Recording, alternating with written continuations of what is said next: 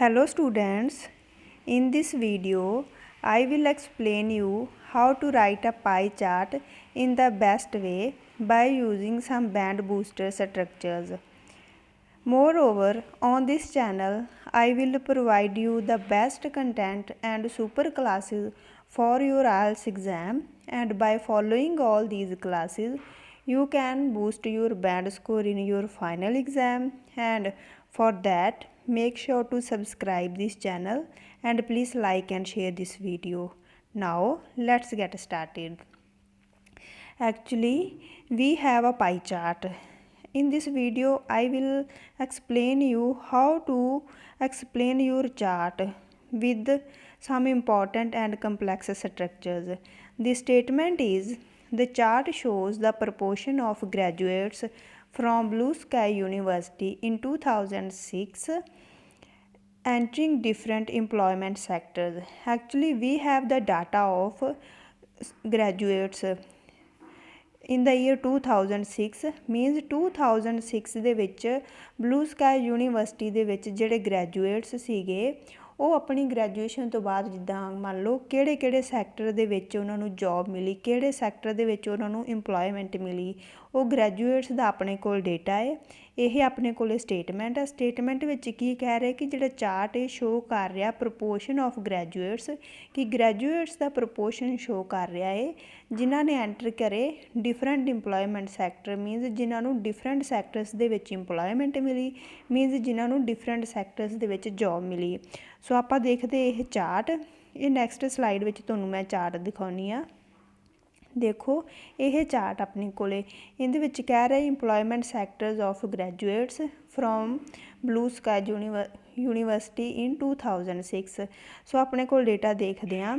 ਇਹ ਆਪਣੇ ਕੋਲ ਸੈਕਟਰ ਆ ਸਰਵਿਸ ਇੰਡਸਟਰੀਜ਼ ਦੇ ਲਈ। ਇਹਦੀ ਪਰਸੈਂਟੇਜ ਆਪਣੇ ਕੋਲ ਆ 33%, ਮੀਨਸ ਜਿਹੜੇ ਗ੍ਰੈਜੂਏਟਸ ਸੀਗੇ ਉਹਨਾਂ ਦਾ 33% ਗ੍ਰੈਜੂਏਟਸ ਦਾ ਸਰਵਿਸ ਇੰਡਸਟਰੀਜ਼ ਦੇ ਵਿੱਚ ਗਿਆ, ਕਿ ਉਹਨਾਂ ਨੂੰ ਸਰਵਿਸ ਇੰਡਸਟਰੀਜ਼ ਦੇ ਵਿੱਚ ਜੌਬ ਮਿਲੀ। ਉਸ ਤੋਂ ਬਾਅਦ ਗ੍ਰੈਜੂਏਟਸ ਦਾ 16.3% ਮੈਨੂਫੈਕਚਰਿੰਗ ਇੰਡਸਟਰੀ ਦੇ ਵਿੱਚ ਗਿਆ, ਕਿ ਉਹਨਾਂ ਨੂੰ ਮੈਨੂਫੈਕਚਰਿੰਗ ਇੰਡਸਟਰੀ ਦੇ ਵਿੱਚ ਇੰਪਲੋਇਮੈਂਟ ਮਿਲੀ। ਦੈਨ ਗ੍ਰੈਜੂਏਟਸ ਦਾ 12.1% ਪੋਲੀਟਿਕਸ ਦੇ ਵਿੱਚ ਗਿਆ। ਗ੍ਰੈਜੂਏਟਸ ਦਾ 14.7% ਐਜੂਕੇਸ਼ਨ ਵਿੱਚ ਗਿਆ। ਸਿਮਿਲਰਲੀ ਅਦਰ ਸੈਕਟਰਸ ਆਪਣੇ ਕੋਲੇ। ਸੋ ਇਹ ਆਪਣੇ ਕੋਲ ਡੇਟਾ ਗਿਵਨ ਆ। ਸੋ ਆਪਾਂ ਦੇਖਦੇ ਇਸ ਚਾਰਟ ਨੂੰ ਕਿੱਦਾਂ ਐਕਸਪਲੇਨ ਕਰਨਾ ਹੈ। ਫਸਟਲੀ ਆਪਾਂ ਸਟੇਟਮੈਂਟ ਨੂੰ ਪੈਰਾਫਰੇਜ਼ ਕਰਦੇ ਹਾਂ। The given statement is the chart shows the proportion of graduates from Blue Sky University in 2006 entering different employment sectors। now ਆਪਾਂ ਪੈਰਾਫਰੇਜ਼ ਕਰਦੇ ਹਾਂ। ਫਸਟਲੀ ਮੈਂ ਸਟੇਟਮੈਂਟ ਰੀਡ ਕਰਦੀ, ਦੈਨ ਤੁਹਾਨੂੰ ਮੈਂ ਡਿਫਰੈਂਸ ਐਕਸਪਲੇਨ ਕਰੂ ਕਿ ਕਿੱਦਾਂ ਆਪਾਂ ਪੈਰਾਫਰੇਜ਼ ਕਰੀਏ। The provided pie chart, or we can say the circular representation, illustrates the percentage of pass outs from Blue Sky University in 2006 who joined different types of jobs। Meaning ਇਹਦਾ ਵੀ same ਆ, but ਆਪਾਂ ਦੇਖਦੇ ਹਾਂ ਕਿੱਦਾਂ ਪੈਰਾਫਰੇਜ਼ ਕਰੀਏ, ਆਪਾਂ ਕਿਹੜੇ words change ਕਰਕੇ ਰਾਈਟ ਕਰੀਏ। ਇੱਥੇ ਦੇਖੋ ਉਹਨਾਂ ਨੇ ਵਰਡ ਯੂਜ਼ ਕਰਿਆ ਸੀ ਦ ਚਾਰਟ, ਆਪਾਂ ਯੂਜ਼ ਕਰ ਲਿਆ ਦ ਪ੍ਰੋਵਾਈਡਡ ਪਾਈ ਚਾਰਟ। ਆਪਾਂ ਨੂੰ ਪਾਈ ਚਾਰਟ ਗਿਵਨ ਸੀ, ਸੋ ਆਪਾਂ ਰਾਈਟ ਕਰ ਦਿੱਤਾ ਇੱਥੇ ਪਾਈ ਚਾਰਟ। ਗਿਵਨ ਕਹਿ ਸਕਦੇ ਹੋ ਜਾਂ ਫਿਰ ਤੁਸੀਂ ਕਹਿ ਸਕਦੇ ਹੋ ਪ੍ਰੋਵਾਈਡਡ ਪਾਈ ਚਾਰਟ। ਪਾਈ ਚਾਰਟ ਨੂੰ ਆਪਾਂ ਹੋਰ ਕੀ ਕਹਿ ਸਕਦੇ ਹਾਂ, ਸਰਕੂਲਰ ਰਿਪਰਜੈਂਟੇਸ਼ਨ ਵੀ ਕਹਿ ਸਕਦੇ ਹਾਂ। ਤੁਸੀਂ ਜਾਂ ਤਾਂ ਪਾਈ ਚਾਰਟ ਰਾਈਟ ਕਰ ਦੇਣਾ ਜਾਂ ਫਿਰ ਸਰਕੂਲਰ ਰਿਪਰਜੈਂਟੇਸ਼ਨ ਰਾਈਟ ਕਰ ਦੇਣਾ। ਨੈਕਸਟ ਉਹਨਾਂ ਨੇ ਵਰਡ ਯੂਜ਼ ਕਰਿਆ ਸ਼ੋਜ਼, ਆਪਾਂ ਵਰਡ ਯੂਜ਼ ਕਰ ਲਿਆ ਇਲਸਟਰੇਟਸ। ਇਲਸਟਰੇਟਸ ਦਾ ਮੀਨਿੰਗ ਵੀ ਸੇਮ ਹੁੰਦਾ ਹੈ, means shows. One more thing, ਦੇਖੋ ਆਪਣੇ ਕੋਲ ਇੱਕ ਪਾਈ ਚਾਰਟ ਸੀ, ਸੋ ਸਿੰਗੂਲਰ ਹੋ ਗਿਆ, ਦੈਟਸ ਵਾਈ ਆਪਾਂ ਵਰਬ ਵੀ ਸਿੰਗੂਲਰ ਯੂਜ਼ ਕਰਾਂਗੇ। ਵਰਬ ਇੱਥੇ ਆ ਇਲਸਟਰੇਟ। ਵਰਬ ਦੇ ਨਾਲ ਜਦੋਂ ਵੀ ਆਪਾਂ ਐਸ ਜਾਂ ਫਿਰ ES ਲਗਾ ਦਈਏ ਦੈਨ ਵਰਬ ਸਿੰਗੂਲਰ ਹੋ ਜਾਂਦੀ ਆ। ਸੋ ਪਾਈ ਚਾਰਟ ਇੱਕ ਪਾਈ ਚਾਰਟ ਸੀ, ਸਿੰਗੂਲਰ ਆ, ਦੈਟਸ ਵਾਈ ਵਰਬ ਇਲਸਟਰੇਟ ਦੇ ਨਾਲ ਆਪਾਂ S ਯੂਜ਼ ਕਰ ਦਿੱਤਾ, ਆਪਣੇ ਕੋਲੇ ਵਰਬ ਵੀ ਸਿੰਗੂਲਰ ਹੋ ਗਈ। ਦੈਨ ਉਹਨਾਂ ਨੇ ਯੂਜ਼ ਕਰਿਆ ਸੀ ਪ੍ਰਪੋਰਸ਼ਨ ਆਫ ਗ੍ਰੈਜੂਏਟਸ, ਆਪਾਂ ਯੂਜ਼ ਕਰ ਲਿੱਤਾ ਦਾ percentage of pass outs. Proportion ਨੂੰ ਆਪਾਂ ਚੇਂਜ ਕਰਕੇ ਪਰਸੈਂਟੇਜ ਰਾਈਟ ਕਰ ਦਿੱਤਾ, ਗ੍ਰੈਜੂਏਟਸ ਨੂੰ ਆਪਾਂ ਚੇਂਜ ਕਰਕੇ ਪਾਸ ਆਊਟਸ ਰਾਈਟ ਕਰ ਦਿੱਤਾ। Then same words in 2006 then उन्होंने कहा सी कि जिहड़े ग्रैजुएट्स एंटर करे डिफरेंट इंपलॉयमेंट सैक्टर्स, आपां राइट कर दिता who joined different types of jobs. So ये अपनी स्टेटमेंट पैराफ्रेज हो गई। हुण आपां बॉडी पैराग्राफ 1 दे विच हाफ सैक्टर्स नूं एक्सप्लेन कर देंगे एंड दैन बॉडी पैराग्राफ 2 दे विच रिमेनिंग सैक्टर्स नूं एक्सप्लेन कर देवांगे। सो पाई चार्ट लाइक इस तो पहली वीडियो दे विच मैं तुहानूं स्ट्रक्चर्स एक्सप्लेन करियां सीगां पाई चार्ट दे रिगार्डिंग। सो जिन्हां ने वो वीडियो नहीं देखी वो जरूर देखना। उस वीडियो का लिंक मैं तुहानूं कमेंट सैक्शन या फिर डिस्क्रिप्शन बॉक्स में प्रोवाइड कर दूँगी, वो वीडियो जरूर देखना, दैन तुहानूं ये पूरी तरह चार्ट क्लीयर होएगा। सो देखो आप पाई चार्ट स्टार्ट करते होंगे बिगेस्ट सैक्टर तो, मीनस जिथे हाईएस्ट वैल्यू होवे और we can say maximum value, ठीक, और we can say largest value. So इत्थे लार्जेस्ट मैक्सीमम या फिर हाईएस्ट वैल्यू किहड़ी आ 33%, बाकी वैल्यूज़ तो छोटियां 16.3 12.1 एंड अदर वैल्यूज़। सो इत्थे हाईएस्ट वैल्यू 33%। सो आप इस सैक्टर तो स्टार्ट करते हैं। Firstly, we will write a linker. At a fleeting glance, it is immensely clear that, immensely clear means very clear, it is very clear. At a fleeting glance, it is immensely clear that the highest proportion of graduates got employed in the service industry, accounting for 1/3 of the total. Means कि हो गया जिहड़ा highest proportion आ, highest proportion किंदा proportion graduates दा, जिहड़े graduate सीगे कि ग्रैजुएट्स दा highest proportion got employed in service industry. So 33% service industries दे विच गए सी। सो 33% वैल्यू सर्विस इंडस्ट्रीज दी आ। सो आपां इत्थे राइट कर दित्ती कि जिहड़ा ग्रैजुएट्स दा हाईएस्ट प्रपोर्शन आ ਉਹ सर्विस इंडस्ट्रीज़ दे विच उन्हां नूं इंपलॉयमेंट मिली, उन्हां नूं जॉब्स मिलियां। सो अपने कोले डेटा 2006 का है। सो ये पास्ट का ईयर आ, दैट्स वाई आप अपना ग्राफ पास्ट दे विच राइट कर रहे हैं। सो आप इत्थे यूज़ कर रहे हैं इंपलॉयड। सो आप ये फिगर नूं भी एक्सप्लेन करांगे। फिगर 33%, टोटल अपने कोले हुंदा 100%। 100% का अगर आप 1/3 कढ़ीए वो हुंदा 33%। सो आप इत्थे राइट कर दिता सर्विस इंडस्ट्री का फिगर भी कॉमा यूज़ करके, accounting for 1/3 of the total. वैसे तो तुसीं इत्थे 33% भी राइट कर सकते सी, बट आप 33% नूं चेंज करके 1/3 ऑफ द टोटल राइट कर सकते हैं। इहदे नाल तुहाडे सेंटेंसिस दे विच वैरायटी आऊगी, दैट्स वाई आप इत्थे ये राइट कर रहे हैं। नैक्सट सर्विस इंडस्ट्रीज आप एक्सप्लेन कर दिता। इस तो बाद आप हुण इस तो छोटी वैल्यू किहड़ी है मैਨੂਫੈਕਚਰਿੰਗ इंडस्ट्रीज़ की 16.3, बाकी तुसीं देख लो होर वैल्यूज़, बट आप देखिए 33 तो छोटी वैल्यू जी आ रही है 16.3% आ, यह मैਨੂਫੈਕਚਰਿੰਗ इंडस्ट्री दे विच आ। सो हुण आप इस सैक्टर नूं एक्सप्लेन कर दिंदे आ। सो जदों आप वड्डी वैल्यू तो डिसेंडिंग ऑर्डर विच आईए, उस तो छोटी वैल्यू राइट करनी, दैन आप राइट करांगे corresponding figure.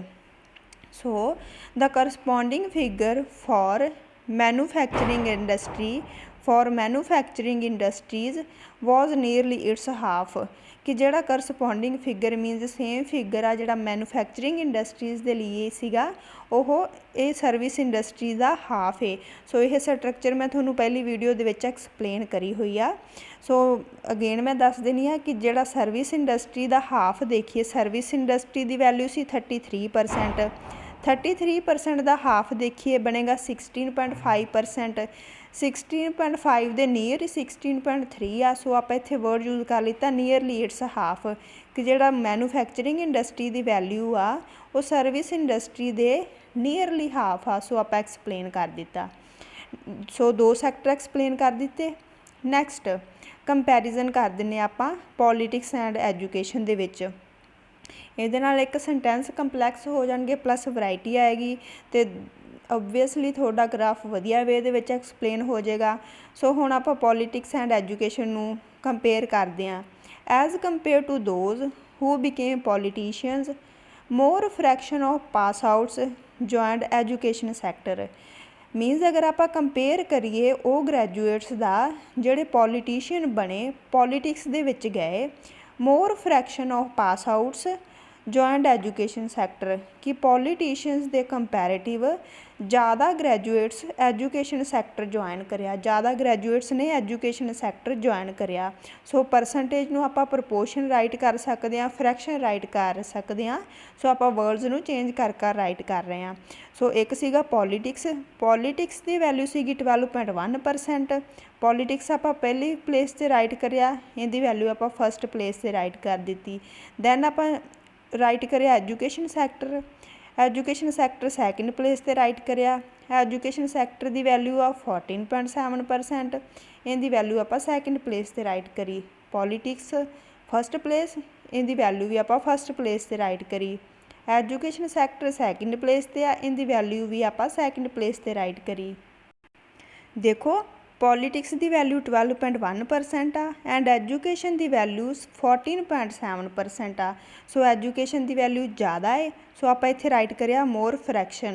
Education second place ते सी, सैकेंड वाले की अगर वैल्यू ज़्यादा होएगी इत्थे आप मोर फ्रैक्शन राइट कर देंगे, और अगर सैकेंड वाले की वैल्यू लैस होएगी फस्ट तो दैन आप इत्थे लैस फ्रैक्शन राइट कर देना सीगा। ठीक है, अगर कोई डाउट आया दैन तुसी कमेंट सैक्शन में कमेंट कर देना। सो देखो आप 4 सैक्टर्स नूं बॉडी पैराग्राफ 1 दे विच एक्सप्लेन कर चुके हैं, 1 2 3 4 एंड नाउ रिमेनिंग सैक्टर्स नूं आपां BP2 दे विच एक्सप्लेन कर दिंदे आ।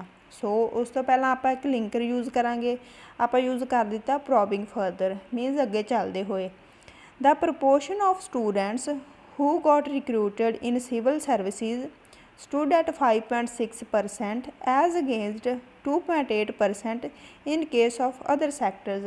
मीनिंग की है कि जिहड़ा प्रपोर्शन आ स्टूडेंट्स का जिन्होंने जिहड़े रिक्रूट होए सिविल सर्विसेज दे विच, सिविल सर्विसेज दे विच जिहड़े रिक्रूट होए उहदा प्रपोर्शन स्टैंड कर रहा 5.6% ते as against meaning as compare to 2.8% in case of other sectors कि जिहड़े सिविल सर्विसेज दे विच रिक्रूट होए उन्हां दा प्रपोर्शन स्टैंड कर रहा सी 5.6 ते एंड अदर सैक्टर्स दे विच जिहड़े गए अदर सैक्टर्स दे विच जिन्हां नूं जॉब मिली उन्हां दा सीगा प्रपोर्शन 2.8%। यह ग्राफ विच देखो तुसी सिविल सर्विसेज दे विच अपने कोल वैल्यू आ 5.6% एंड अदर सैक्टर्स दे विच जिहड़े ग्रैजुएट्स नूं जॉब मिली उनका अपने कोल वैल्यू आ 2.8%। सो आपां इन्हां दोनों सैक्टर्स नूं एक्सप्लेन कर दिता। यह सैक्टर हैगा सिविल सर्विसेज का, यह सैक्टर हैगा अदर्स का, मीनस अदर डिपार्टमेंट्स दे विच जिन्हां नूं जॉब मिली। सो सिविल सर्विसेज का 5.6 ते सी, उनकी वैल्यू राइट कर दी। अदर सैक्टर्स का सीगा 2.8%, उनकी आपां राइट कर दी। यह स्ट्रक्चर भी मैं थोनों पिछली वीडियो दे विच एक्सप्लेन करिया, उत्थों जरूर देख लेना।